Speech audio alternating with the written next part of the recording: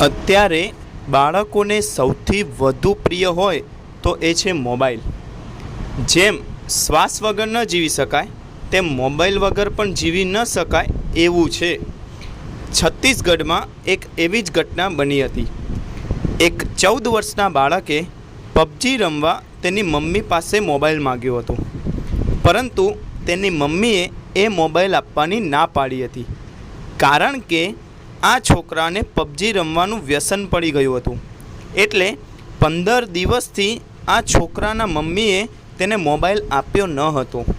એટલે હવે આ બાળક પબજી રમ્યા વગર રહી શકતો ન હતો, અને હવે એ પબજી રમ્યા વગર એ બાળકની ધીરજ ખૂટી ગઈ હતી, અને તેની મમ્મીને એવું હતું કે 15 દિવસથી મેં એને મોબાઈલ આપ્યો નથી, એટલે હવે તે ધીરે ધીરે ભૂલી જશે। પરંતુ અહીં એવું ન થયું। આ બાળકની ધીરજ ખૂટી તેમ તેનામાં સહનશક્તિ પણ ઘટી।